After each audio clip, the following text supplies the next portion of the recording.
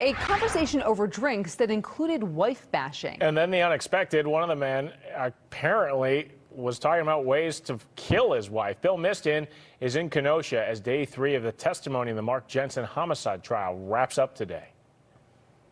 The first week of Mark Jensen's new homicide trial wrapped up today. Prosecutors say Jensen poisoned his wife with antifreeze, drugged her with sleeping pills, and smothered her in their Pleasant Prairie home in 1998. Jensen has maintained he's innocent and that his wife died by suicide.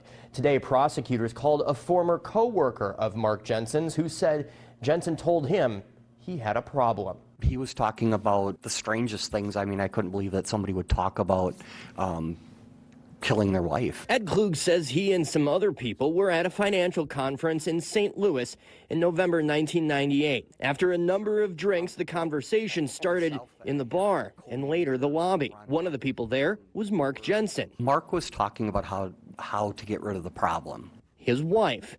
Websites that you could go to search how to kill your wife. As Jensen was seeing a woman, another co-worker on the side. And then he was talking about poisons and Benadryl and things that could be undetectable. I had placed a phone call to the hotel. This is Klug's ex-wife, Joanne. He said he was having the weirdest conversation with Mr. Jensen. Joanne says she told Ed to cut it off, but she too was curious. I was trying to understand how can someone die from Benadryl.